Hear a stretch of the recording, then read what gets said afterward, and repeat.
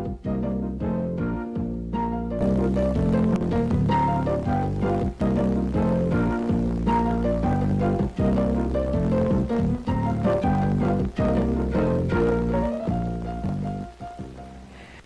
tarde, Brasil. Sejam bem-vindos a mais um programa das suas tardes de domingo. É um prazer estar aqui novamente para apresentá-lo a todos vocês. Nosso telefone vai ficar sempre no seu vídeo. Esse programa é um programa ao vivo para que você possa participar com suas perguntas, com suas sugestões, com as suas intervenções. Infelizmente, hoje nós estamos com um pequeno problema técnico na nossa internet, então não poderemos receber os seus e-mails. Então, participem através do nosso telefone. Bom, hoje, daqui a pouquinho, eu converso com o Dr. Lauro Valeixo, que é diretor da Prisão Provisória de Curitiba. Eles estão desenvolvendo um projeto incrível. Na verdade, eles não estão nem desenvolvendo, já foi implantado. É um programa Bem Viver de ressocialização dos detentos. Muito sucesso no programa, felizmente, excelentes resultados e é inédito no Brasil. Converso também com uma artista plástica que vai ministrar um workshop de pintura que, segundo ela, você não precisa ter técnica nenhuma, você não precisa ter aprendido nada de pintura, você vai lá, pinta o seu quadro e vai com o seu quadro para casa. Ela vai nos falar sobre essa técnica e, de repente, você descobre aí um talento escondido, então uma outra possibilidade de um novo hobby para você. Mas é daqui a pouquinho, porque antes vocês conversam com o Olavo de Carvalho no Mídia Sem Máscara na TV.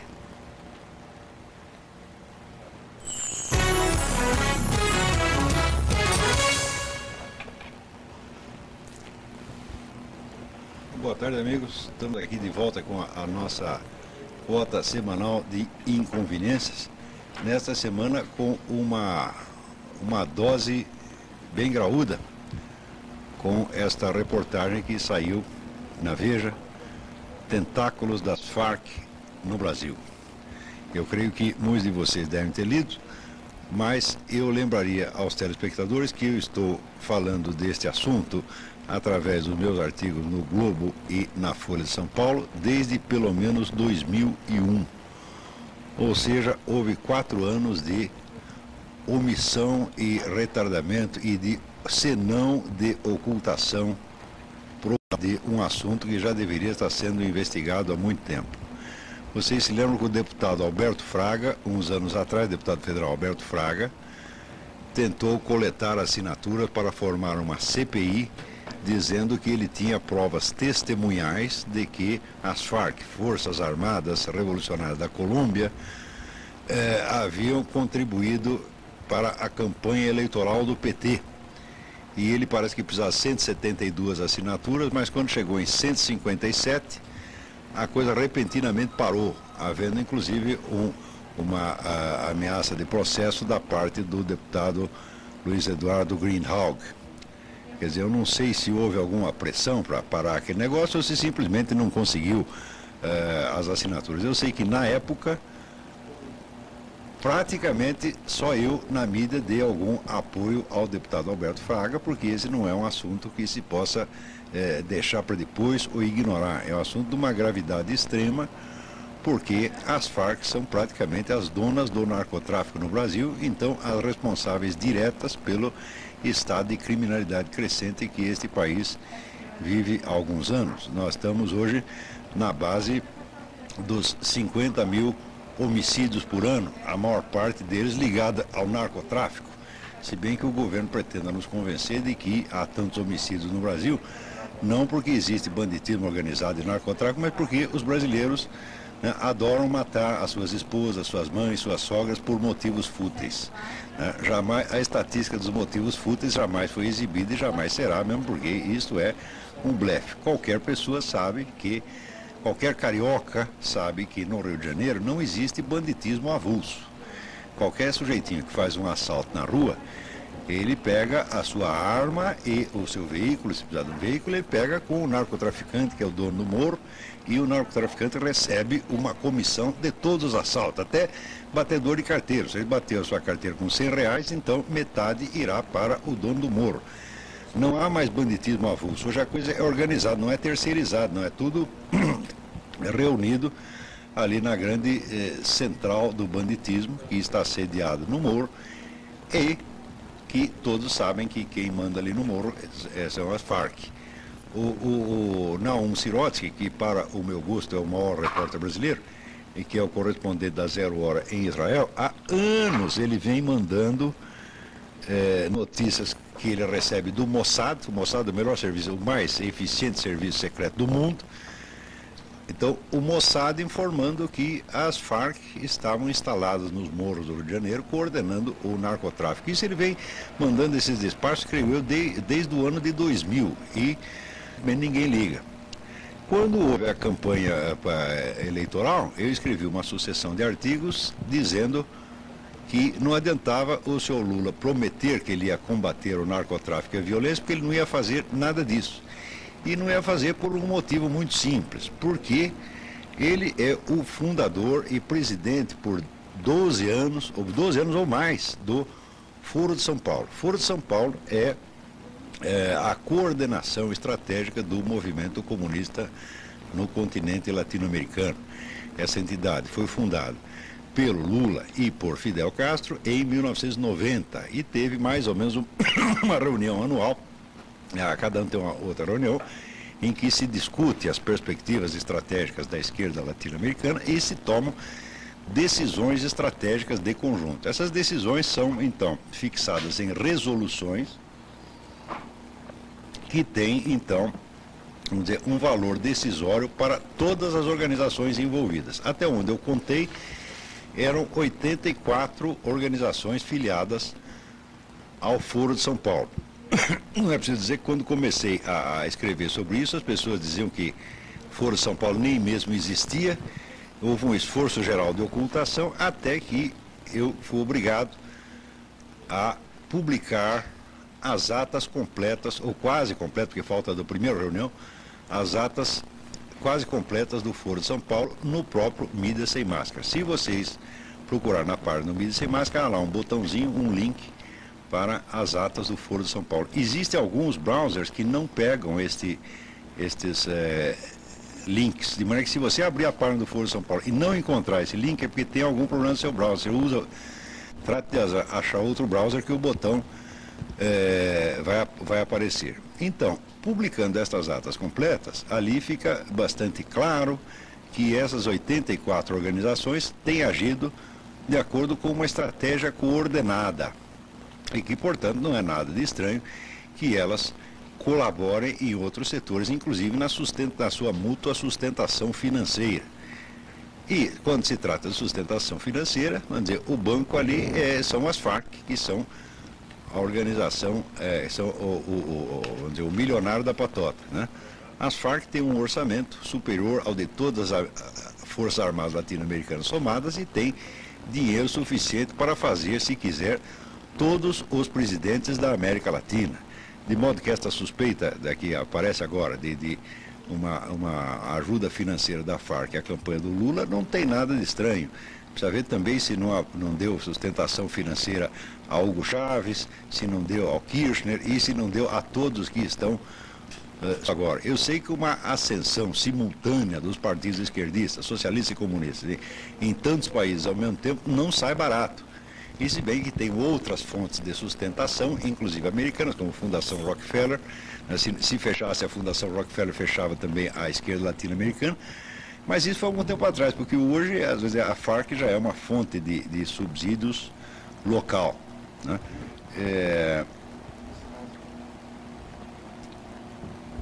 Existe um livro muitíssimo interessante chamado Red Cocaine, a cocaína vermelha. O autor é Joseph D. Douglas, com 2 S's. Nesse livro é transcrito um longo depoimento de um general tcheco, Jan Sejna, que mostra como a União Soviética e a China, desde os anos 50, vieram se infiltrando nas organizações narcotraficantes das 3 Américas, já naquela época eram pequenas, mas a União Soviética na época tinha um problema de que ela não estava aguentando mais subsidiar os movimentos revolucionários no mundo. Então estava preocupada em encontrar fontes locais de sustentação. E logo descobriram que o narcotráfico poderia constituir esta fonte. Então, chegaram a formar em Moscou uma escola para administração de redes de narcotráfico, tá certo? E, evidentemente, comparado com esses especialistas, esses bambambãs da KGB, os narcotraficantes latino-americanos eram apenas uns pobres subdesenvolvidos que nem entendiam o que estava se passando. E nessa base, a KGB se apropriou, já naquela época, entre os anos 50 e 70, se apropriou de uma série de organizações narcotraficantes. E esta foi a origem do crescimento do narcotráfico nas décadas seguintes. O livro é extensamente documentado e eu sugiro a vocês que realmente o leiam.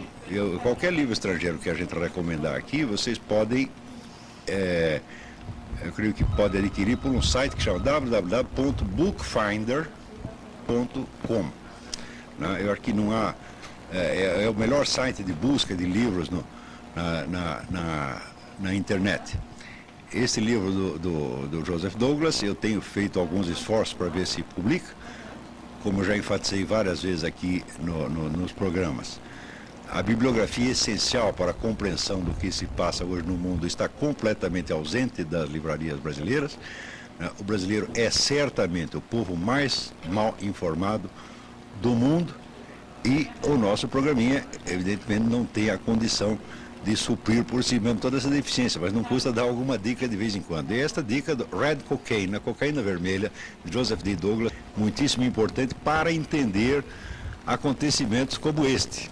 Quer dizer, o verdadeiro contexto no qual você tem que colocar esta notícia para entender, ele já vem desde os anos 50, quer dizer, uma operação de escala enorme,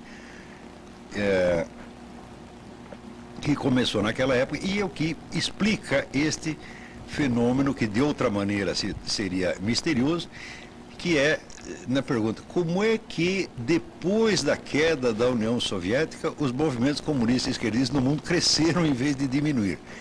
E a resposta é essa: quando fecha a torneira soviética já estava aberto o sistema das torneiras locais, então a União Soviética se tornou ali, de certo modo, desnecessária. Por outro lado, também é preciso lembrar o livro do Anatoly Golitsyn, New Lies for Old, onde ele conta que, precedendo a queda da União Soviética, sabendo que a coisa ia ir para o brejo dali a pouco, o governo soviético já pegou uma boa parte da verba da KGB e espalhou pelo mundo, seja para fins de narcotráfico, seja para lavagem de dinheiro, criando, vamos dizer, um monte de firmas. Existem muitas multinacionais hoje que operam no mundo e que são, quer dizer, ainda o braço da KGB, porque é importante saber que quando caiu a União Soviética, não caiu a KGB. Agora vocês imaginem se quando acabou a Segunda Guerra, né, entram os americanos e os russos lá na Alemanha, né, tira lá o Führer, tira os ministros do Führer, mas não se toca na SS e na Gestapo. Você acreditaria em fim do nazismo nessa circunstância? É claro que não. A União Soviética disse que acabou o nazismo, mas da KGB não se demitiu um office boy sequer. Estão todos lá. A KGB é a maior organização burocrática da história humana. Chegou a ter 500 mil funcionários, sem contar a rede ilimitada de colaboradores através dos partidos comunistas de todo o mundo, que sempre constituíam um exército de reserva. Quer dizer, qualquer militante comunista no mundo podia a qualquer momento ser convocado para passar para a clandestinidade, tá certo? E operar, portanto, sob as ordens diretas da KGB. Muitas vezes, para fazer isso, o Whittaker Chambers, no livro Witness, testemunha. O Whittaker Chambers foi um militante comunista americano que depois passou a trabalhar na espionagem. Ele conta que o sistema para fazer isso era muito sutil. Às vezes, o sujeito era expulso do Partido Comunista, e sem saber porquê, então se achava injustiçado. 3 meses depois era procurado pelo pessoal do serviço secreto e dizia: companheiro, não é nada disso, nós apenas fomos obrigados a fazer isso para disfarçar a sua posição, então agora você passa a trabalhar na clandestinidade. Então o sujeito começava sendo humilhado e terminava vendo que tinha sido uma solução honrosa. E a KGB jamais parou de funcionar, o seu orçamento não diminuiu, tá certo? Apenas ela passou a operar no exterior com muito mais intensidade. Quer dizer, uma parte da verba dela que estava mais voltada para serviço local foi espalhada pelo mundo, e hoje tem essas várias firmas que são agentes, essas laranjas da KGB. Existe muita informação sobre isso no mundo, só não chega no Brasil. No Brasil as pessoas pensam que KGB nem existe mais. Tá certo? Então, dizem, mas a KGB até mudou de nome, agora chama FSB. Lê a história da KGB, você vai ver que a KGB muda de nome de 10 em 10 anos. Ela já mudou de nome várias vezes, só mudou mais uma vez. Né? Começa como NKVD, depois vira NVD e assim por diante. Vai mudando. KGB parece que nos anos 50, tá certo? E até que durou bastante esse nome. Agora mudou de novo para FSB, mas como diz o povo, tanto faz, dá na mesma, né? Então, para entender essas ligações de narcotráfico com o movimento comunista, é necessário recuar muito. Por isso que eu estou recomendando esses livros, o Red Cocaine, do Joseph Douglas, e o do Anatoly Golitsyn, New Lies for Old, Novas Mentiras em Lugar das Velhas. É evidente que só quem estudou esse material chega a compreender realmente o que está acontecendo na América Latina. De outra maneira, toda esta explosão simultânea de narcotráfico, banditismo crescente e sucesso dos partidos comunistas em todo lugar seria inexplicável, seria um milagre, seria uma coisa gratuita, né? Que aconteceu porque aconteceu. Eu digo, nada neste mundo acontece por acontecer. Quer dizer, o senhor experimenta, por exemplo, né, abrir o seu bolso todas as manhãs para ver se apareceu dinheiro do nada. Nunca aparece. Nada neste mundo vem do nada. Tudo vem da ação humana, do esforço humano persistente e organizado. Portanto, essa transformação que houve na América Latina deu muito trabalho e custou muito dinheiro. Como é que se fez isto? Isso é preciso rastrear e ver, né, etapa por etapa,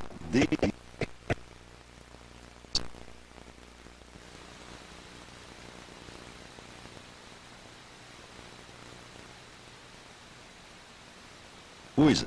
Então, a diferença, hoje em dia, não existe.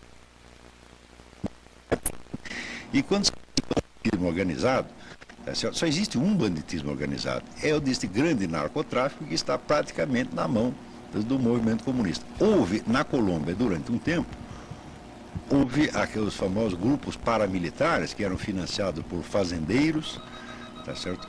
Para reagir contra as Farc, e que eram em parte financiados pelos fazendeiros, mas em parte fizeram a mesma coisa que as Farc, quer dizer, dominaram algumas redes de narcotraficantes e chegaram a viver disso durante tempo. Acontece que esses grupos completamente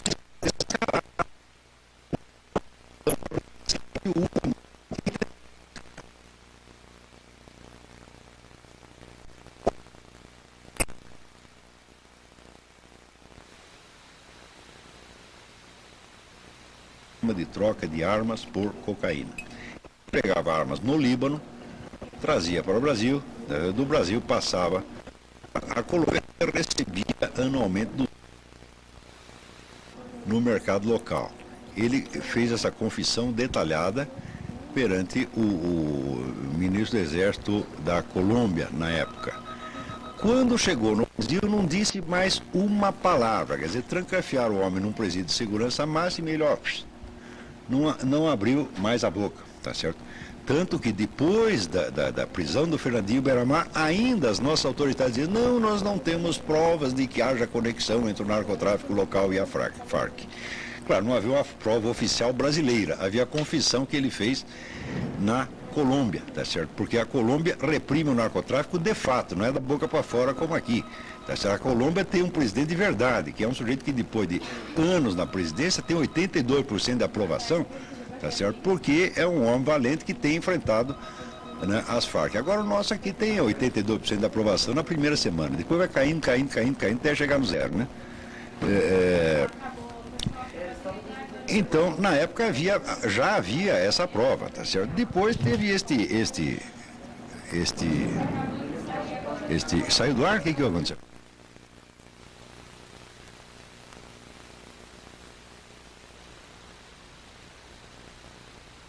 Excel.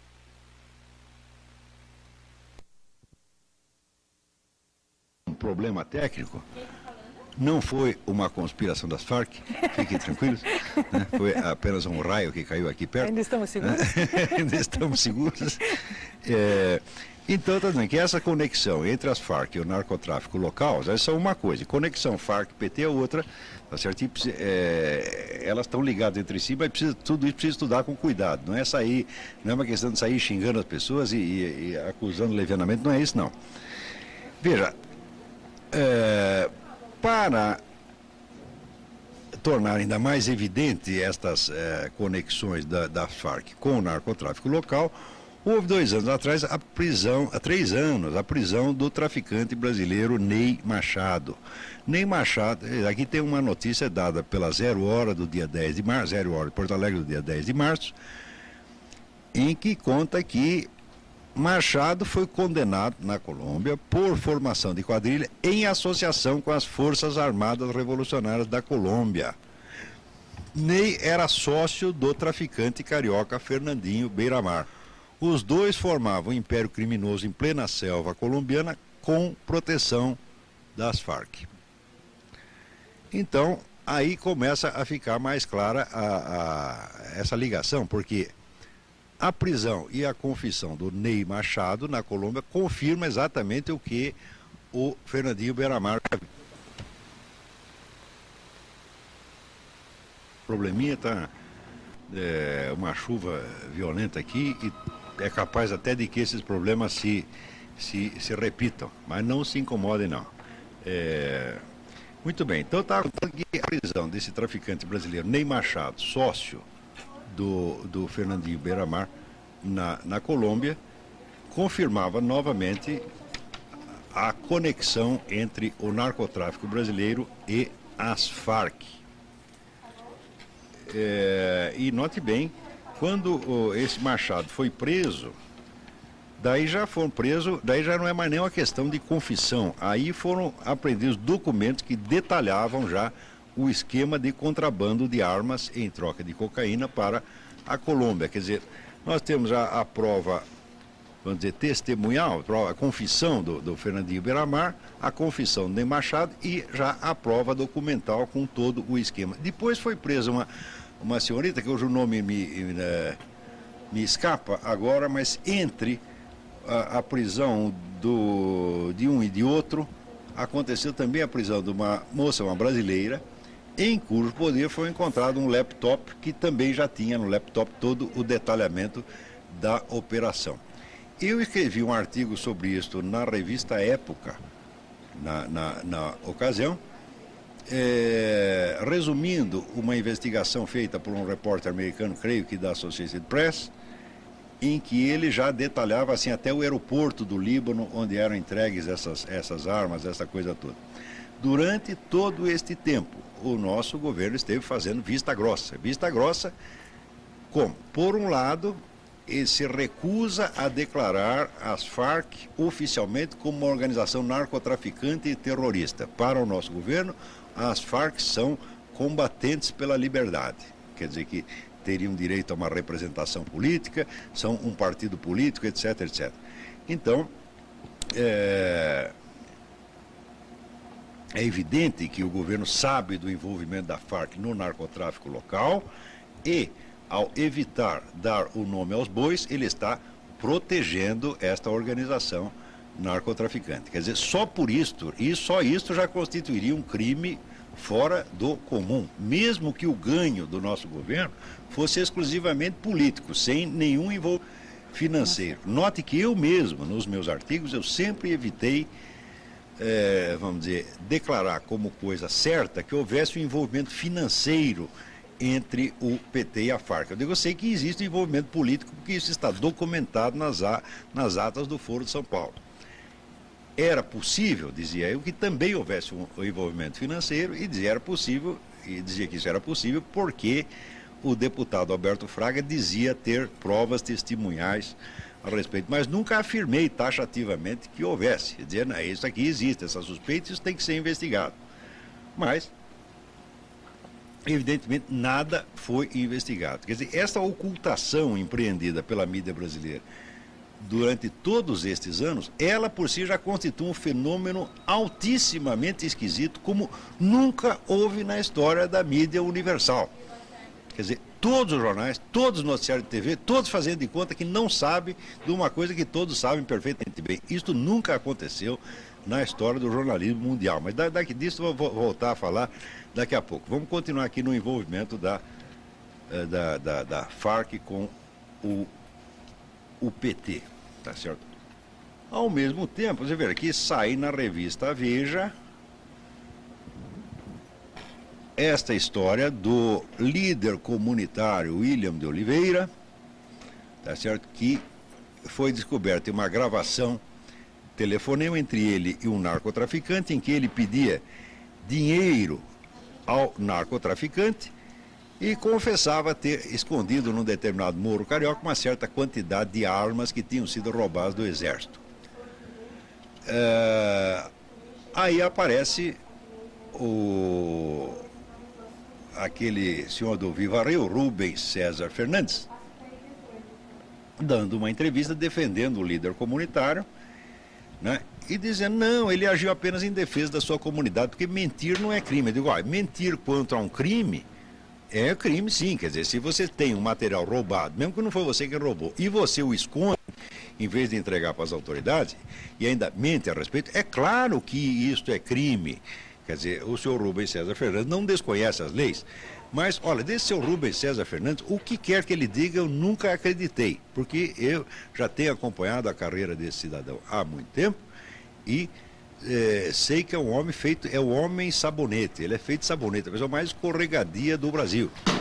Por exemplo, ele foi um dos camaradas que empreenderam a campanha pelo desarmamento, portanto, uma das pessoas que induziram o público a acreditar que o desarmamento contribuiria para diminuir a criminalidade, e agora, evidentemente, como não contribui, e agora ele deu uma... As pessoas estavam enganadas, o desarmamento não se destina a diminuir a criminalidade, estavam todos enganados. Vocês estavam todos enganados porque o senhor não se enganou, tá certo? Então, é por isso mesmo que a campanha dele, chamada Viva Rio, eu já mudei o nome dela para Viva Rindo, porque o sujeito está sempre rindo da nossa cara. Então, nesta notícia da Veja, tá certo? Do dia 16 de março, em que conta essa história do William de Oliveira, diz o seguinte: com a força das armas, o tráfico de drogas conquistou nos últimos anos o domínio sobre regiões inteiras das grandes cidades. No Rio de Janeiro, 1 milhão de pessoas que vivem em 700 favelas são submetidas a um regime tirânico. Esse avanço territorial tem várias causas, entre elas o arsenal de guerra dos bandidos, a falta de uma política de segurança eficaz do governo do PT, que não quer desagradar aos narcotraficantes das Farc, que financiaram suas eleições, e a corrupção policial. Isto aqui, agora a Veja diz, eu já escrevia isso em 2001 e sobretudo em 2002.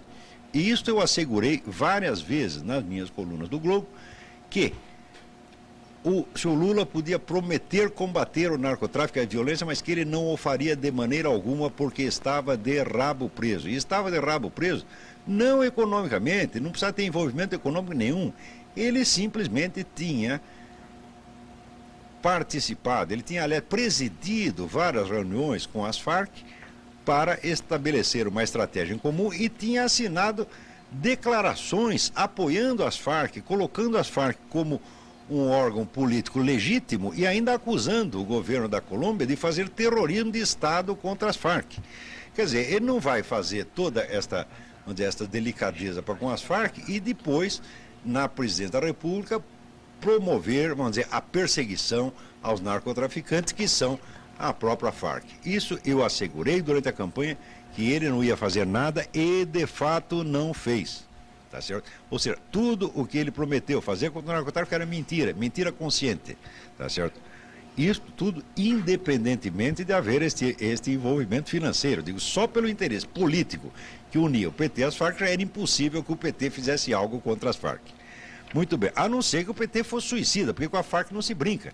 Eu cheguei a escrever vários artigos dizendo isso, quer dizer, o Lula não fará nada contra o narcotráfico e não pode fazer, porque se ele, depois de ter manifestado sua solidariedade às Farc, ele voltar para trás, ele não vai durar 3 dias.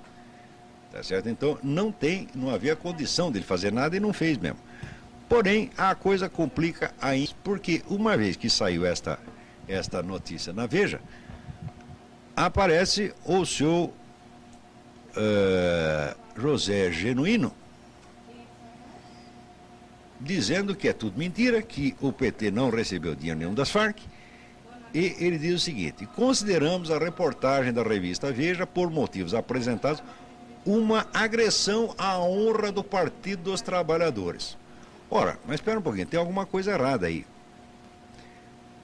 Porque diz ele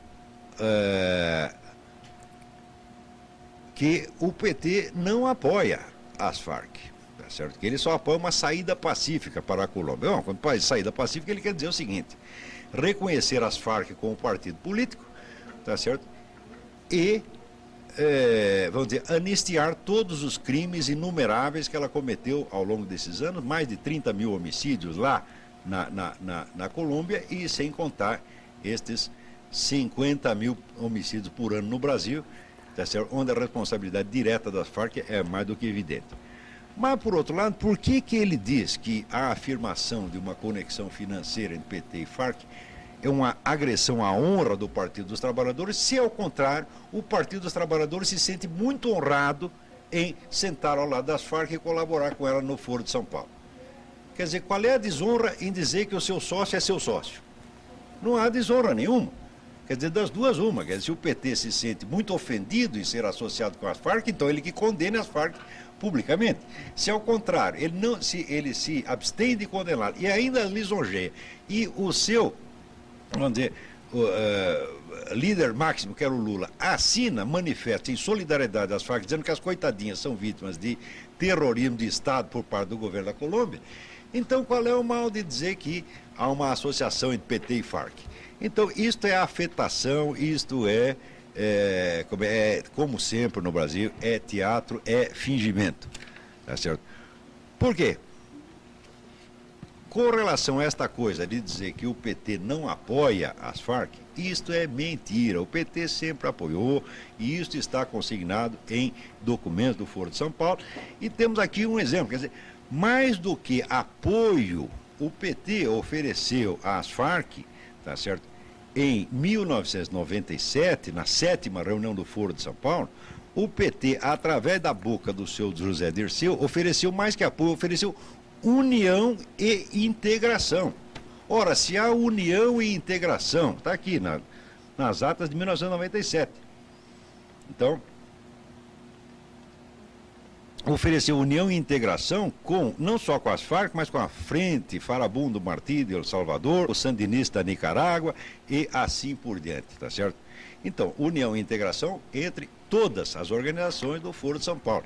União e integração, meu filho, é muito mais do que apoio, tá certo? Apoio é simplesmente dizer alguma coisa a favor, união e integração já é um casamento, já é uma parceria. Ou seja, esta parceria está consignada oficialmente no Foro de São Paulo. Se essa parceria se traduz também em colaboração financeira, falar o que há de mais? Se há união e integração, meu filho, aí já é comunhão de bens, você está entendendo? Então não há nada de estranho. Quer dizer, não é possível, por um lado, você oferecer união e integração a uma organização e depois você dizer que você está desonrado porque alguém disse que você tem uma parceria financeira com ela. Isso aí é hipocrisia. Tudo isso tem que ser investigado. Agora, note bem, mesmo depois de todos esses fatos terem vindo à tona, porque eu sei o que eu passei por ter anunciado esses fatos desde 2002. Tá certo? Me chamar de louco era o mínimo. Tá certo? Em geral, chamar de louco, mais alguma coisa, ainda vinha algumas referências à senhora minha mãe. Tá certo? Sem contar a ameaça de morte. E mais que ameaça de morte, teve um sujeito que fez uma convocação pública ao meu assassinato. Botou lá num site chamado Indimídia, tá certo? Botou um anúncio, dizendo, olha, dia tal, às tantas horas, ele estará em tal lugar, vamos lá matá-lo. Né? Eu achei que era uma bravata e fui lá. Cheguei na hora, estava cheio de polícia lá. A polícia sozinha, ficou sabendo daquilo e foi lá. Né? Tinha 20 policiais lá na hora. Eu falei, mas nem precisava, porque eu achei que era um blefe, né? Porque se fosse matar, é um blefe, mas é altamente insultuoso. Sem dúvida. Quer dizer, você publicar um anúncio, o sujeito está dando aula em tal lugar, vamos lá matá-lo, que brincadeira é essa? E pior que eram mensagens anônimas, então como é que ele ia poder rastrear, né, centenas de mensagens anônimas? Quer dizer, o cidadão ia ficar sem garantia nenhuma. Então, eu sei o que eu paguei por contar essas coisas aqui, tá certo? Não estou reclamando, não, faria tudo de novo, faria com prazer. E ameaça de morte, o sujeito disse, vou te matar. Eu falei, não vai não, se você chegar aqui, eu mato você primeiro, tá certo? cada um faz o que pode, entendeu? O senhor tentará fazer a sua parte, eu tentarei fazer a minha. Certo? Vou matar? Bom, o senhor vai matar, não, você vai tentar. Você vai bater? Não, você vai tentar bater, porque eu também vou bater pelo menos um pouquinho. Pode ser que o senhor bata mais, se for mais forte, mais jovem, mas apanhar também vai um pouquinho. Então, assim, a minha experiência da vida me diz, ninguém jamais bateu sem apanhar. Isso aí não existe, isso é idealismo, né? Então, por ter tocado neste assunto, eu recebi uma pressão enorme. Agora, parece que já virou consenso. Agora, você pensa que alguém da classe jornalística vai chegar para mim hoje e dizer, não, seu Olavo, você tinha razão, o louco era nós. Ninguém vai fazer isso, ninguém vai dar o braço a torcer, porque isso aqui é um país de pessoas hipócritas, orgulhosas e fingidas. Todas vão fazer de conta que sempre souberam e que sempre escreveram daquilo, né? Muito bem, mesmo agora, quando saiu, eu gostaria que vocês comparassem estas denúncias que estão saindo agora com aquelas que saíram no tempo do Collor de Mello. Note bem, eu não votei no Collor de Mello, não gostava daquele sujeito, não votaria nele nem para vereador, tá certo? Vereador de São Tomé das Letras, tá certo? Mas isso não quer dizer que ele fosse um criminoso. Eu achava ele apenas um entojado, um palhaço, tá certo? E acho ainda, tá certo? Mas não acho que ele é o criminoso que mostraram.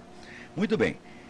Se você comparar o tamanho do crime agora com o tamanho do crime do Collor, e se você vê a pressa que na época eles tinham de chegar a conclusões, tá certo? E, né, o medo, a prudência, a hesitação de agora, é uma vergonha. Porque na época bastou uma conversa entreouvida por um motorista para desencadear uma CPI. Não havia prova nenhuma, tanto não havia prova nenhuma, que mesmo depois de tudo investigado pela justiça, não se encontrou prova de coisa nenhuma e Fernando Collor é criminalmente inocente. Até hoje, apesar de ser inocente, declarado inocente pela justiça, perdeu o seu mandato.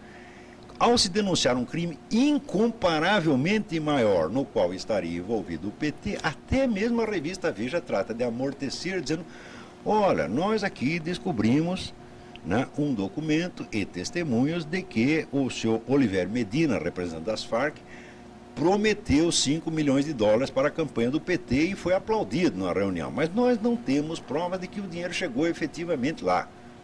Tá certo? Mas como precisaria ter essas provas? Você tem a prova testemunhal de que o sujeito disse tal e qual coisa. Tá certo? Não é um motorista que ouviu a conversa, não, eram dezenas de pessoas. Mais ainda, o Oliver Medina, ele detalhou que esse dinheiro chegaria ao Brasil da seguinte maneira, sairia de uma conta em Trinidad e Tobago, iria para as contas de 300 empresários brasileiros, 300, que daí fariam doações ao PT. Ora, para você montar uma rede de 300 empresários dispostos a colaborar numa operação de lavagem de dinheiro, quanto tempo leva? Não se improvisa uma coisa dessa. Tá certo? Portanto, esta declaração do Oliver Medina, confirmada por inúmeras testemunhas que estavam presentes a esta reunião, é mais do que suficiente para abrir uma CPI imediatamente. Isso é muito mais do que uma conversa ouvida por um motorista. No entanto, na época, ninguém escreveu, isso foi apenas um motorista que disse, nós não temos prova de que aconteceu. Agora são dezenas de pessoas que dizem, tá certo? E isso consta de um relatório oficial do Serviço Secreto, da ABIN. Então, um relatório oficial do Serviço Secreto parece valer menos do que uma conversa entreouvida por um motorista. Tá certo? Por quê? Porque o PT, na época, ele tem o monopólio da acusação.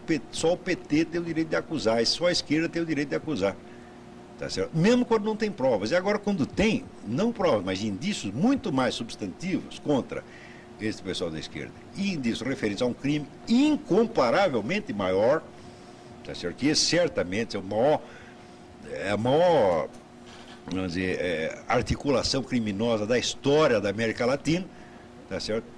Agora está todo mundo com medo de tirar conclusões e querendo amortecer de qualquer maneira. Na época, se vocês lembram, o esquema PC Farias, que era só para encher de dinheiro o próprio bolso, tá certo? Envolvia o quê? Umas dezenas de pessoas, 2 ou 3 dezenas de pessoas. E na época, com isto, tá certo? Se toda a mídia gritou, há um Estado dentro do Estado, há uma conspiração criminosa, etc, etc. E agora, que obviamente isso é um Estado dentro do Estado. Isso não é um Estado dentro do Estado, é um Estado acima do Estado. As Farc e o Foro de São Paulo estão acima do Estado brasileiro. obviamente, elas determinam o que o Estado brasileiro vai fazer. Agora está todo mundo comedido, tá certo? Dizendo não temos provas. Mas não precisa ter provas. O indício que você tem é mais suficiente para abrir a CPI. Quer dizer, a CPI que foi recusada pela Câmara tem que ser aberta agora. Agora, note bem, se você pegar alguns jornais, eles nem mesmo noticiaram isso na primeira página, depois de sair na Veja. Quer dizer, você tem um esforço de amortecer a coisa. Então está todo mundo naquela base do senta que o leão é manso. Né? Quer dizer, o leão já levantou, já está comendo todo mundo, tá certo? E tem um lá sujeito querendo tranquilizar a plateia, dizendo que senta que o leão é manso. Né? Então, ele está dizendo senta que o leão é manso porque ele foi contratado pelo leão para fazer isso. O leão diz, olha, eu vou comendo as pessoas aqui e você, mas as pessoas ficam sentadas assim, eu posso comer todo mundo. Né? Ele levou a propina do leão.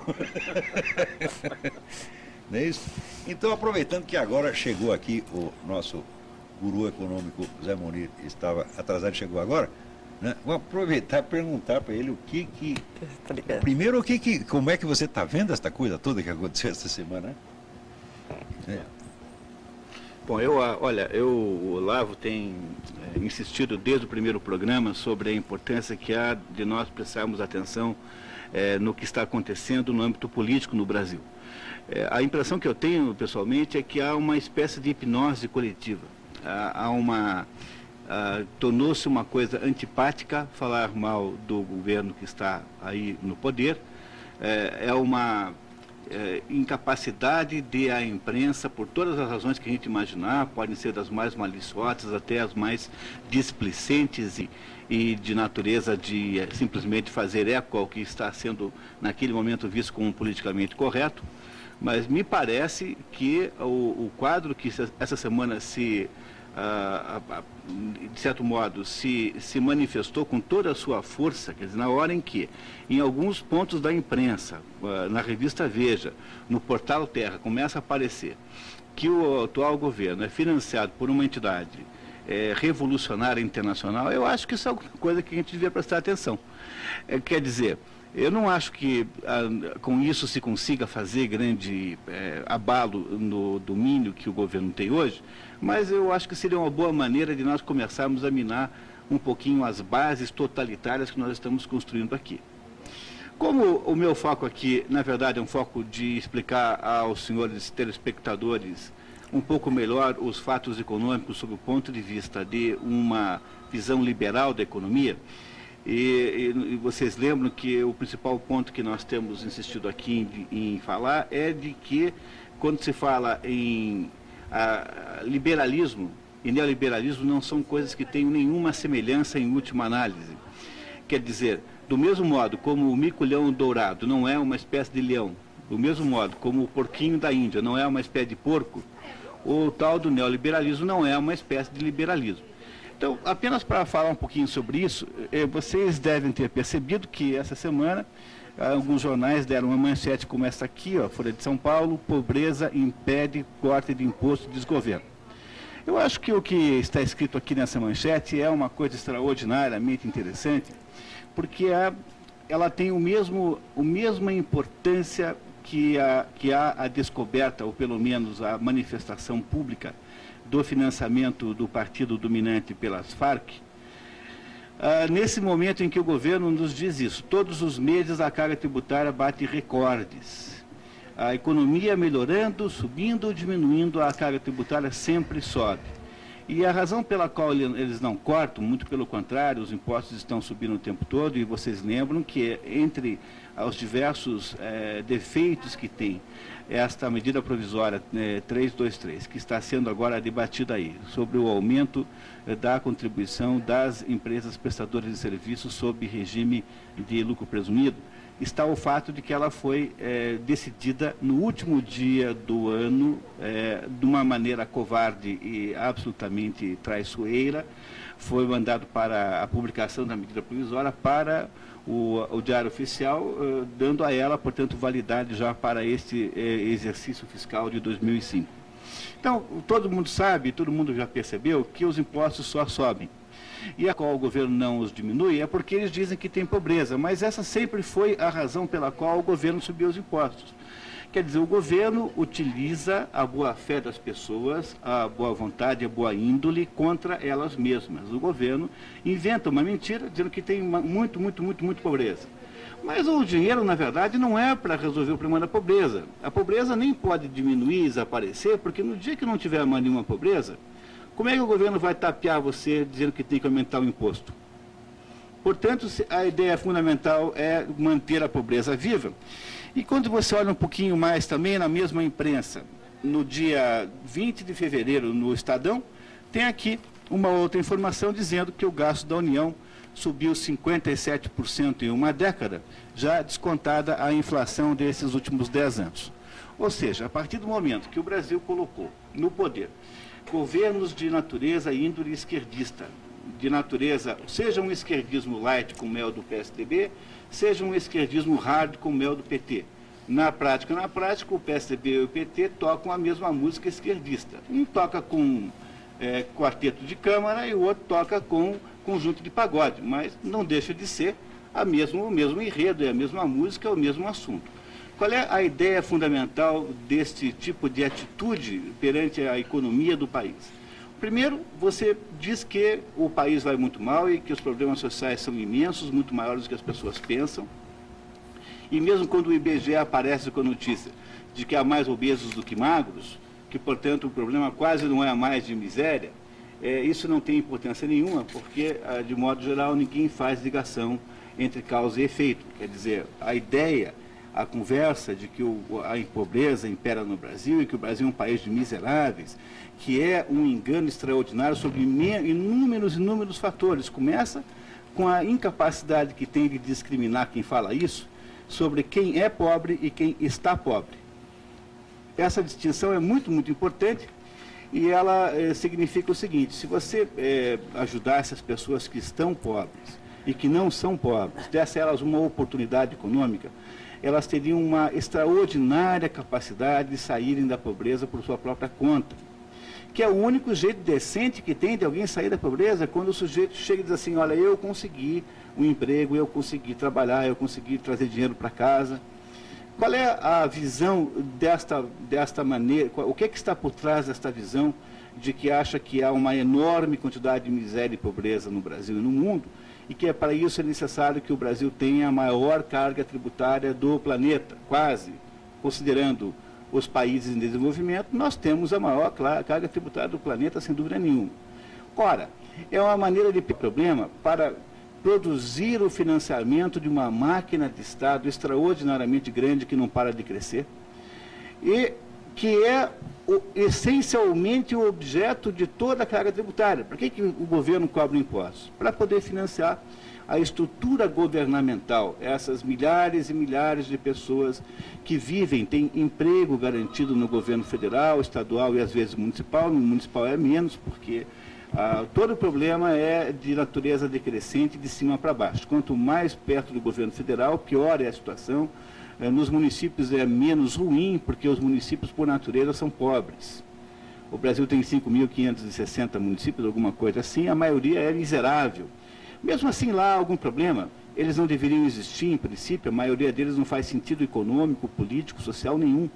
Mas aí estamos falando de um outro problema. Quer dizer, o problema fundamental é que a máquina governamental em Brasília, chamada governo federal, ela precisa de uma quantidade pantagruélica de recursos para sobreviver.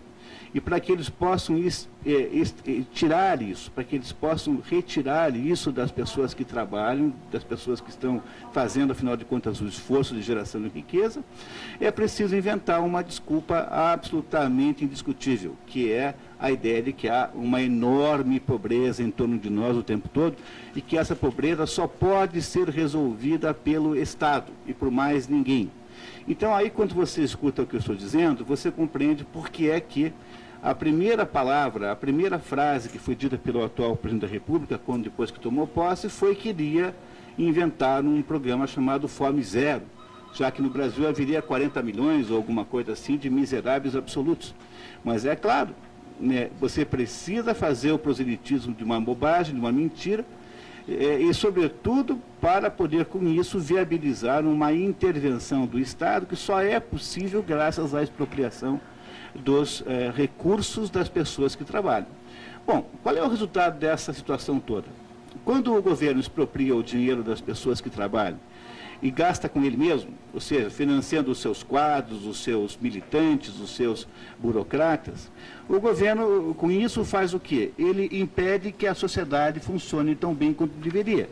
Então, quando uma empresa tem uma carga tributária enorme sobre o seu faturamento, ou sobre o seu lucro, ou sobre as duas coisas, ela não consegue aumentar as suas operações, não consegue investir, não consegue crescer. O resultado disso é que os pobres aumentam, porque justamente não se deixou que o mundo real, da economia real, resolvesse. E quando aí os pobres aumentaram, o governo aparece pedindo mais dinheiro, porque justamente agora o problema está maior. Mas o problema foi causado desde o início por ele próprio. Veja, o que se faz no país é usar a sua boa vontade, a sua boa índole, o seu sentido, os seus sentimentos, a sua sensação, os seus espíritos, o seu espírito humanitário, as suas virtudes morais, contra o próprio consumidor e contra o próprio contribuinte. E isso não é uma coisa de modo nenhum nova, e se você seguir, se vocês tiverem a paciência de ouvir mais um pouquinho, e se vocês seguirem a história do Estado brasileiro a partir do governo Juscelino Kubitschek, vocês entendem perfeitamente isso. Quer dizer, no fundo, todos os problemas brasileiros nascem do fato de que existe uma coisa aqui, chamada governo-Estado, que acha que tem que exercitar uma atitude paternalista e arrumar a vida de todo mundo. Essas pessoas que estão penduradas no Estado estão por aposentadorias indevidas. É claro que eu queria muito deixar claro que há muitas pessoas que sempre fizeram muito pelo Brasil e que, obviamente, estão vivendo do Estado de modo legítimo. No entanto, durante a história do Brasil, o que você vê, na verdade, é um processo de pendura de todo mundo no Estado. Ou seja, o Estado sempre foi uma entidade que gastou muito mais do que podia. O Juscelino Kubitschek inventou uma maneira de resolver esse problema, que foi a maneira foi uma maneira, podemos dizer assim, foi a invenção do cheque sem fundo legítimo. Quer dizer, quando o governo, nos períodos inflacionários, emite dinheiro para poder financiar as despesas que ele não pode ter, então ele inventa uma espécie de cheque sem fundo. Os outros não podem emitir cheque sem fundo. O cheque sem fundo que o governo emite é emitir moeda falsa, ele emite dinheiro, papel pintado em quantidades maiores do que devia. Mas na medida que se implementou no Brasil, e aliás foi feito isso com muita boa índole, com muito bom sentido, sem nenhuma malícia, quando foi inventada no Brasil a correção monetária, ou seja, a indexação, o que aconteceu é que aquele processo de emitir cheque sem fundo passou a ser dividido com todo mundo. Quer dizer, o governo emitiu o cheque sem fundo da moeda falsa e todo mundo aumentava o seu próprio preço, que vem a ser a mesma coisa. E o nome o resultado dessa confusão, dessa emissão cruzada de cheque sem fundo, chama-se inflação. Chega o plano real. No plano real, todo mundo, então, combina de não emitir mais cheque sem fundo monetário, quer dizer, todo mundo combina de não produzir mais moeda acima de uma certa quantidade. O governo ia ter que ter, finalmente, uma coisa que os economistas chamam de disciplina fiscal. Como é que o Estado resolveu? Quem está me ouvindo e que tem as suas despesas e as suas dificuldades aí econômicas, o que é uma coisa normal, toda vez que você tem que reduzir dramaticamente a sua renda, por exemplo, quando alguém perde, o que você faz é tomar medidas equivalentes no âmbito da despesa. Você vai lá, vende um carro se tem dois, se tiver um só, compra um mais barato, fica sem nenhum, muda para um apartamento mais barato, enfim. O governo federal, obviamente que não fez nada disso, porque afinal ele vive de estabelecer esse tráfico de influências e de apadrinhamentos. E o governo federal, então, fez o quê? Quando veio o plano real, em que não havia mais a emissão de cheque sem fundo monetário. O governo criou uma maior carga tributária que você possa imaginar e aumentou a taxa de juros às estrelas justamente para fazer o quê? Para pegar o dinheiro todo disponível para ele, ou seja, pegar emprestado o dinheiro que tinha, e essa é a origem, até desde então, da nossa altíssima taxa de juros, que não tem exatamente uma ligação direta com a Selic. Tem uma ligação muito maior com a exiguidade de crédito na praça. Pois o processo passou a ser, portanto, um processo insustentável, que é mais ou menos assim. Nós temos que imaginar que esta entidade chamada Estado, que não produz riqueza nenhuma, ele não planta soja, ele não produz limpeza de automóvel, ele não produz automóvel, ele não produz comida de nenhuma espécie, ele não veste ninguém. Essa entidade chamada Estado, que quer ficar cada vez com mais dinheiro, mais dinheiro, mais dinheiro, passa a ser sustentada numa espécie de regime escravocrata pelos outros. Mas é muito mais grave do que isso, porque, além de ser um absurdo em si, o Estado, então, arroga-se o direito de dar golpes nas pessoas. Por exemplo, no dia 31 de janeiro, mandar uma medida provisória sorrateira, covarde para o Diário Oficial, para impedir que haja qualquer espécie de debate, qualquer reação das pessoas. Ou seja, a coisa passou a ser um processo de absoluta escravatura. O Estado brasileiro escraviza as pessoas que trabalham. E como é que as pessoas que trabalham aceitam que isso aconteça? Porque as pessoas do trabalho veem aqui na manchete do jornal que tem pobres e elas não têm coragem, porque sensibilizadas pelos seus sentimentos morais, de se colocar contra isso. Mas saiba você que, na verdade, os pobres que estão sendo atendidos pelo governo são o próprio governo. São os pobres do próprio governo que precisam da sua contribuição tributária cada vez maior, para que eles possam cada vez mais crescer a máquina burocrática, que é composta na sua maioria por verdadeiros vagabundos remunerados. Estou dizendo com toda clareza isso.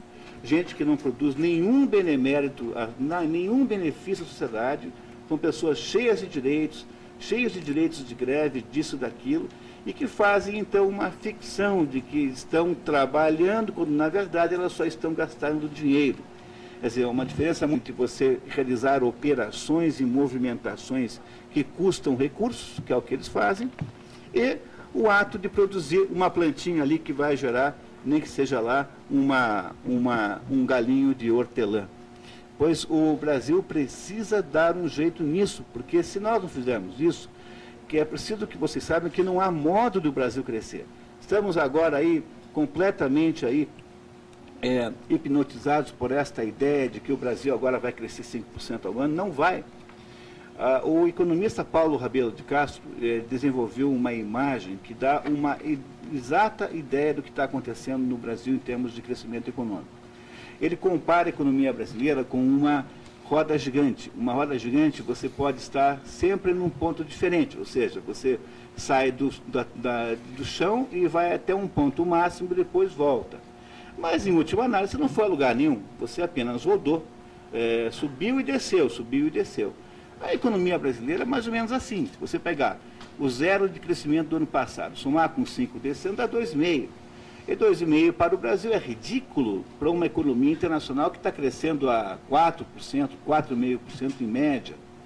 O Brasil não cresce nada. E se continuarmos assim, esse ano agora já não vai mais crescer a 5%, o próprio o próprio IPEA admite, nós não vamos crescer nada. Porque o Brasil não vai crescer nada se a gente achar que dá para crescer colocando todo o dinheiro, todo o esforço. Dinheiro é esforço das pessoas que trabalham, na mão da instituição cujo único objetivo é fazer a revolução, em última análise, e fingir teatralmente que está resolvendo os problemas quando não está.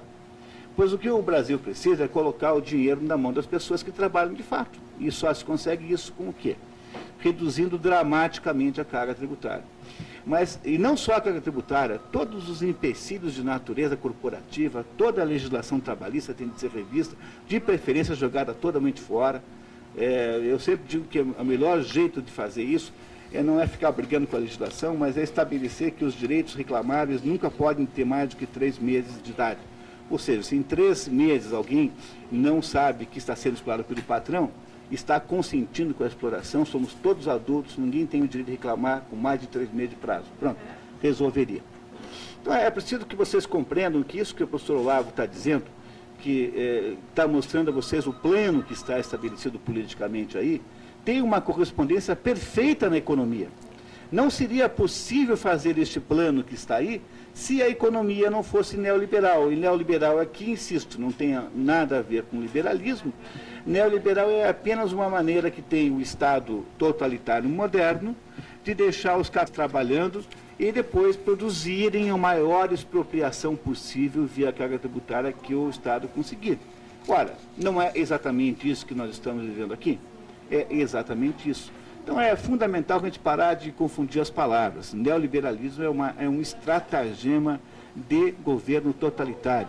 Não tem nada a ver com o liberalismo de Ludwig von Mises, com o liberalismo de Böhm-Bawerk, não tem nada a ver com o liberalismo de von Hayek, não tem nada a ver com nenhuma escola liberalista contemporânea. Ele é, na verdade, uma enorme empulhação e uma absoluta farsa para dar a impressão de que o Estado agora abandonou os seus princípios e os seus desejos totalitários, mas é o contrário que acontece.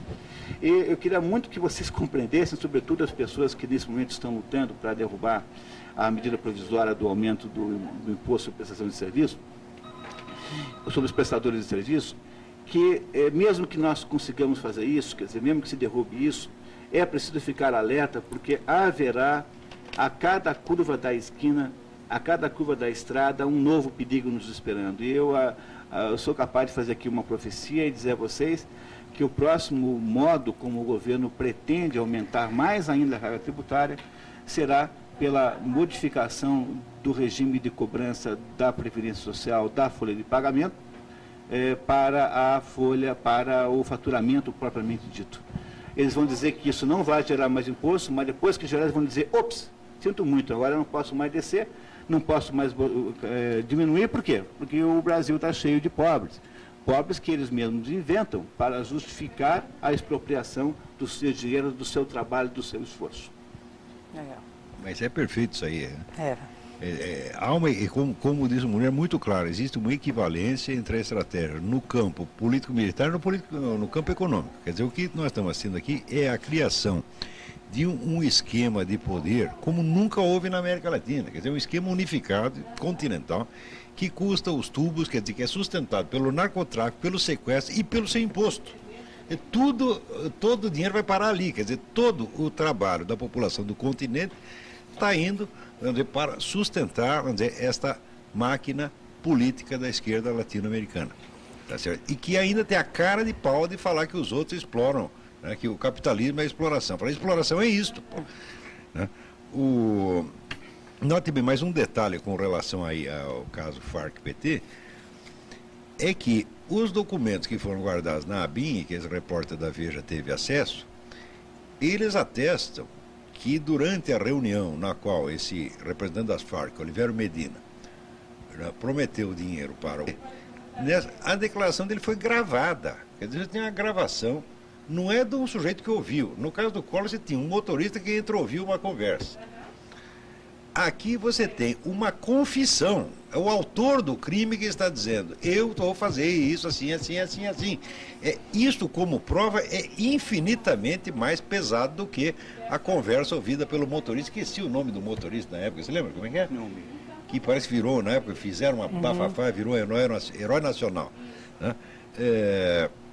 Então, a conversa do padre Olivério Medina foi... Quer dizer, padre uma pinóia, evidentemente esse sujeito está excomungado, está fora da igreja, exatamente como Frei Beto.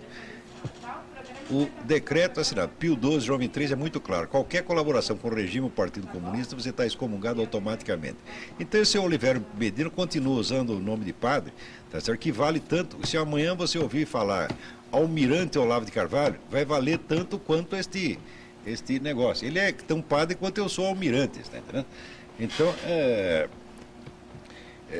continua se intitulando padre para enganar os trouxas, exatamente como Frei Beto, que não é frei coisíssima nenhuma. Então, esse seu Olivério Medina, tá certo, foi gravado fazendo essa declaração. Isto é prova mais do que suficiente para prendê-lo imediatamente. Mas quer saber o que vai acontecer? Ninguém será preso. Não haverá impeachment, não haverá nada contra isso. Isto aqui já eu não posso, não é uma informação que eu tenho, isto é uma análise que eu estou fazendo. Claro que posso estar errado, mas de acordo com o que eu estou vendo, tá certo? A ideia de que nós estamos num sistema democrático, jurídico normal, no qual há instituições, as instituições vão prevalecer, a ordem jurídica vai prevalecer, esta visão é totalmente fantasista, tá certo? O PT, essa conluio, PT, Farc, Foro de São Paulo, é infinitamente mais poderoso do que a totalidade das instituições brasileiras. Não há meios de fazer a lei prevalecer contra esta gente. Preste atenção. Porque vamos supor que o Congresso decida fazer um impeachment. Né? O impeachment do Collor foi feito graças à mobilização popular armada pelas organizações de esquerda. No caso, se o Congresso tentar fazer o impeachment do Lula, imediatamente MST, PT, todas essas organizações promoverão uma mobilização popular contrária. Claro. E o nosso Congresso tem homens suficientes, vamos dizer, para enfrentar a pressão popular? Não. Então, aquele que tem a militância organizada na mão tem o poder. Tá certo? Então, o sistema que vigora no Brasil não é o sistema que está na Constituição e nas leis. O sistema que vigora é a vontade da esquerda organizada. Ninguém pode ir contra elas. Os partidos ditos de direita, que na verdade não são de direita coisíssima nenhuma, são apenas 2 ou 3 aproveitadores que estão lá, eles consentiram que ao longo dos últimos anos o monopólio da militância, o monopólio da organização popular ficasse na mão da esquerda. E agora não vão poder reclamar contra isso. Agora, se quiserem levantar a sua cabeça, tá certo? Verão que eles vão estar tentando enfrentar uma espada de aço com uma espada de vidro ou uma espada de geleia. Tá certo? Não há condição. A força juntada já por esta gente é descomunal e incontrolável. E eles mesmo mantêm uma fachada de ordem jurídica que só funciona quando serve a eles. Portanto, este pessoal liberal, tucano, etc., que acha que vai, vamos dizer, fazer um impeachment do Lula com esse negócio, vai fazer, eu duvido e faço pouco. Vocês se desarmaram, vocês são politicamente castrados, vocês entregaram tudo ao PT, à Farc, ao narcotráfico, à esquerda latino-americana. Agora haverá choro e ranger de dentes. Não foi por falta de conselho, né? Porque no tempo em que os partidos, por exemplo, esse de PFL ficava disputando carguinho e ministériozinho, tá certo? Numa época em que ele devia sair do governo, ficar contra e fazer oposição e organizar militância, na época que ele fazia isso, não fui eu que o aconselhei a fazer essa burrada, eu aconselhei o contrário. O que interessa é ter, onde os partidos têm que ser ideologicamente definidos e cada um tem que ter a sua militância e tem que ter os seus movimentos, etc, etc. Eles abdicaram de tudo porque queriam carguinho, dinheirinho, você está entendendo? Então, esta gente agora vai pagar pelo erro que fez. A esquerda latino-americana cairá efetivamente na mão deste esquema comum ao narcotraficante, tá certo? E aqueles que disseram na época, não, isso é paranoia, tá bom, agora vamos ver. Agora vamos ver quem vai chorar. O problema é mais, garanto, é mais para esta gente do que para mim. Olá, vamos às perguntas? Nossa, não vai dar tempo. Nós só temos 15 minutos de programa, 15 hein? 15 minutos tá bom. Vamos tentar. Tem uma pergunta aí que eu li antes, que é um indivíduo perguntando se o Zé Monir escreveu algum livro. Escreveu sim, um livro Economia do Mais, que todo mundo tem que ler. Como é o nome da editora, Monir? Tríade Editora. Tríade Editora, Economia do Mais, não deixe de ler, tá certo? É um dos poucos livros sensatos de economia que a gente tem lido ultimamente. Olha, está chegando muitos comentários aqui, Luiz Alberto Jardim das Américas, parabéns ao programa, vocês têm o meu total apoio e outras pessoas também elogiando, já vão passar também. Uma perguntinha aqui para o Munir, do Francisco, do bairro Jabaquara. Senhor Munir, é possível afirmar que o programa Renda Mínima, que beneficia 300 mil famílias em São Paulo, representa a compra de mais ou menos 1 milhão de votos, ou seja, 15% do eleitorado da capital paulista? Olha, eu acho que é crime eleitoral. Com toda a sinceridade, toda vez que o Estado dá de presente para alguém um dinheiro assim, seja qual for a razão pela qual está fazendo isso, eu acho que é sempre crime eleitoral. Se você tem que dar uma cesta básica para um eleitor, por que você não pune um governante que cria um conjunto enorme de dependentes daquele dinheirinho e depois os lembra na hora da eleição que ele está fazendo isso? Mas eu não queria nem entrar no assunto por esse critério aí, por esse caminho, e queria discutir com vocês sobre um outro conjunto. Uma vez disse o seguinte, que um economista uma vez afirmou que esse negócio de ajuda para os pobres é uma maneira dos pobres das regiões ricas financiarem os ricos das regiões pobres. É a definição definição americana do FMI. Alguém perguntou o que a gente acha do FMI. Igual, nos Estados Unidos se define o FMI como entidade dedicada a tirar dinheiro das pessoas pobres nos países ricos para dar às pessoas ricas nos países pobres. Exatamente o que está aí falando, Mônica. Quer dizer, há vários problemas ao mesmo tempo. O primeiro é o seguinte: você faz uma redistribuição tributária sem nenhum critério, porque você não distingue quem está pobre e quem é pobre. O velho Luiz Gonzaga, o rei do Baião, tinha um baião que dizia assim: uma esmola para um homem que ação ou lhe mata de vergonha ou vicia o cidadão. Sabedoria nordestina do Luiz Gonzaga. Então, pegar milhares e milhares de pais de famílias e dar a ele todo mês um atestado de que eles são incompetentes, que eles são incapazes de sustentar a própria família, é uma das coisas mais cruéis que eu consigo conceber. Quer dizer, transformar essas pessoas em pessoas absolutamente vivendo de uma mesadinha do governo federal. Pô, isso supondo que o negócio não seja um antro de corrupção. Quer dizer, toda vez que foi feita auditoria até agora em qualquer coisa dessa, descobriu-se que os prefeitos do interior distribuem dinheiro para quem bem entende, que as pessoas ricas se inscrevem lá. Quer dizer, o negócio é incontrolável. Aí, você disse para mim, não, mas nós vamos pelo critério em que tem que fazer alguma coisa em compensação. Por exemplo, tem que obrigar a criança a ir para a escola. Aí, esses dias, estava aí no Jornal Nacional, ou em qualquer outro jornal, não me lembro qual foi, perguntaram para uma professora assim: professora, a senhora, se tivesse que declarar para uma autoridade do governo federal que tal criança, mesmo não tendo vindo à escola, continua vindo à escola, a senhora mentiria para o governo? Ela falou: mas claro, como é que eu poderia não dizer isso? Quer dizer, tem uma criança pobre ali, eu vou dizer que veio à escola. Quer dizer, é no fundo uma distribuição de dinheiro apenas para fins eleitoreiros e para justificar uma máquina muito mais cara que o próprio dinheiro, que é a máquina que controla a distribuição do dinheiro. Então você cria uma multidão de burocratas e assessores de todos os tipos em Brasília, que é uma cidade que você não sabe nem onde fica lá no meio do Brasil, distante das pessoas do mundo real, acessível quase de avião na prática. E essas pessoas ficam lá fingindo que estão trabalhando, fazem isso umas 2, 3 horas por dia, assim, quando estão muito esforçadas. E essas pessoas, então, precisam, para isso, expropriar o seu bolso às custas de dizer para você que você é um monstro se você não concordar alegremente, como é que se diz hoje, né? Se você não estiver exercitando a sua cidadania de contribuinte. O negócio é tão absurdo que chega até a ser uma gozação. Quer dizer, ficar achando que cidadania submeter-se a uma coisa dessa, a uma espoliação dessa, é o cúmulo. Quer dizer, além de roubar você, ainda te fazem de trouxa e de bobo. Tá? Fazem você, manipulam as suas culpas e os seus ressentimentos pessoais.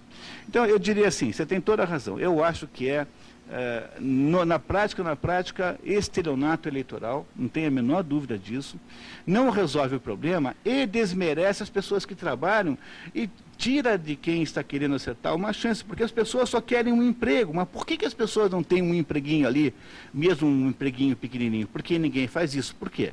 Porque o ato de oferecer um emprego no Brasil é um ato temerário. Você só faz isso se você for um otário, um trouxa.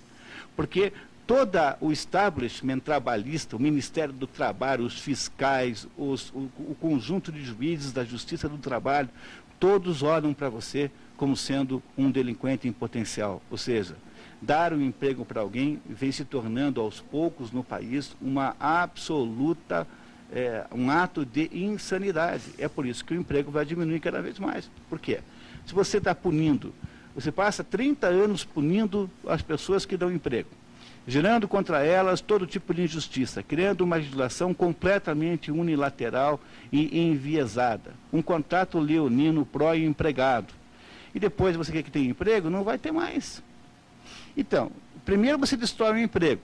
Aí não tem gente empregada, estão na rua. Ninguém consegue um empreguinho, mesmo que seja um empreguinho modesto. Aí o governo fala assim: bom, como tem esse problema aí, então agora eu preciso pegar todo o seu dinheiro para resolver. Problema que ele mesmo criou. Mas a taxa de desemprego no PT é 0. Bom, claro, que aí, né? Tá? Ou seja, uma das coisas mais engraçadas que eu ouço é essa conversa que o PT... Agora parou de falar assim, né? Mas o PT adorava dizer que estava, na verdade, pagando o preço de uma herança maldita que veio do outro governo. Eu não tenho a menor simpatia pelo outro governo, eu quero que fique bem claro isso. Mas eu tenho certeza que foi a atuação do PT, que não nasceu ontem, mas está há 30 anos aí inventando bobagem, pois é justamente todo o conjunto de intervenções legislativas que eles tiveram nesses 30 anos, criando leis injustas, criando empecilhos para o funcionamento da sociedade, criando impedimentos para a sociedade econômica funcionar. Pois justamente é esse conjunto de empecilhos que significa hoje a herança que eles estão pagando. Quer dizer, o PT é igual aquele sujeito que mata o pai e a mãe e depois pede clemência alegando que é órfão. Pois é, vocês é que são os culpados. O pessoal do PT é que gerou a herança maldita. Fazendo o quê? Criminalizando quem trabalha, atrapalhando quem se esforça, criando impedimentos para as empresas funcionarem, criando uma ditadura ecológica, ambientalista em cima de todo mundo. E agora vocês têm aí o resultado desse negócio. É cada vez mais difícil ter emprego. Talvez tenham feito isso porque queriam, no fundo, estatizar todo mundo, virar todo mundo funcionário público. Se for essa a ideia, acertaram, parabéns. Mas nós não seremos ricos, viu? Porque não é possível conceber um país de burocratas que enriqueça, porque o burocrata é um sujeito cuja preocupação existencial não tem absolutamente nada de civismo. A única preocupação que ele tem, fundamentalmente, é garantir a sua posição, o seu status de intocabilidade. Entre os burocratas há inúmeras pessoas decentíssimas, extraordinárias, mas é preciso se compreender que a corporação como tal não está aí para fazer o país funcionar. Está aí justamente para estabelecer obstáculos, obstáculos esses para os quais depois se cobrará um pedágio para a solução. É curioso, o pessoal esquece que, por exemplo, a Revolução Francesa, uma das causas básicas da Revolução Francesa foi o crescimento excessivo da burocracia estatal. Quer dizer, havia fiscal para tudo, tá certo? E milhões de impostos e aquilo crescendo, crescendo, crescendo. Bom, daí fizeram a revolução para acabar com isso, só que em vez de acabar com isso, o que fizeram? Veio mais imposto ainda e mais fiscal. E a França, desde então, nunca parou de cair. Quer dizer, um país que era, no século XVIII, o mais rico do mundo, tá certo? Nunca parou de cair, por causa disso aí. Quer dizer, se esses camaradas, esses burocratas, acabaram com a França, não vão acabar com o Brasil, pô? Olha, nós temos duas perguntas aqui, que eu acho que o Olavo já responde, que ele trata falando aqui das Forças Armadas, tá? O João do Jardim Botânico, ele pergunta, já que está sendo falado sobre as Farc, o que faz o Exército Brasileiro em toda essa conjuntura? E o Paulo do Portão diz que para esse ano foi cortado a verba do orçamento da União para as Forças Armadas. Então, a construção de 2 quartéis, um em Santa Isabel do Rio Negro e outro em Barcelos, ambas cidades próximas da Colômbia, está atrasada. Isso pode ter alguma relação com as Farc?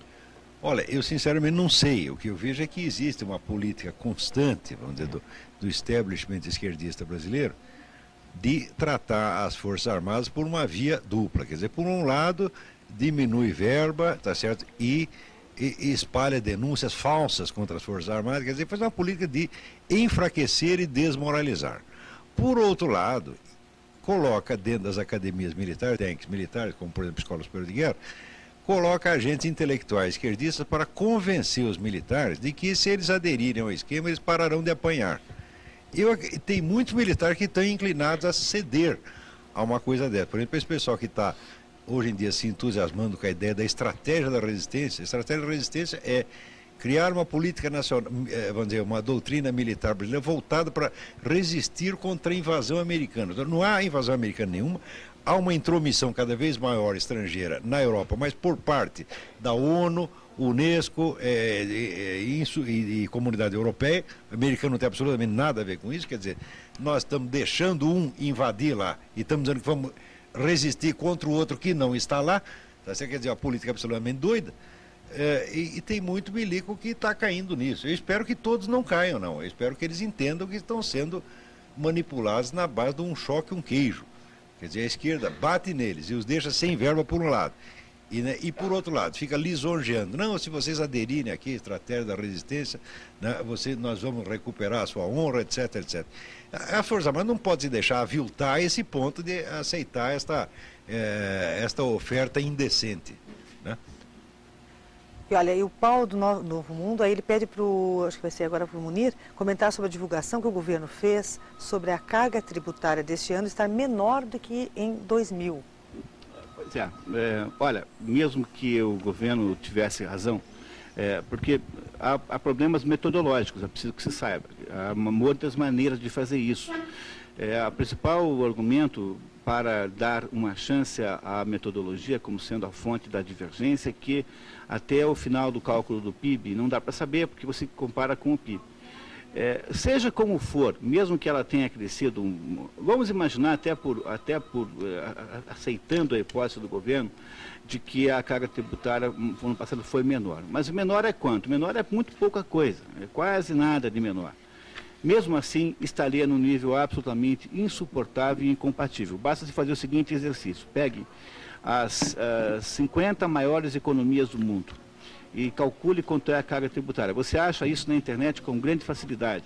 E aí dê uma olhadinha em qual é a renda per capita das 50 maiores. Em todas elas haverá uma ligação direta entre quantidade de PIB, ou seja, renda per capita, e carga tributária, exceto numa que é o Brasil.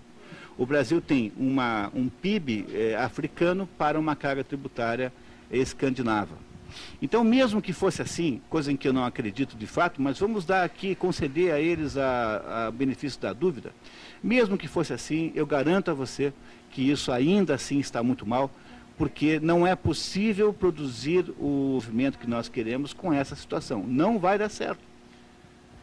Em 5 anos você vai descobrir isso. A média vai lá para 1,5, 2,5 de crescimento, é menos do que o crescimento da população. Todos os anos nós empobrecemos. Empobrecemos por quê? Deixam as pessoas trabalhar. As pessoas que trabalham são perseguidas de todos os tipos, por todo tipo de fiscal, lei, fiscais sérios, fiscais achacadores, regulamentos, limitações, autorizações, de todo tipo. Não é possível fazer um país que dê certo assim.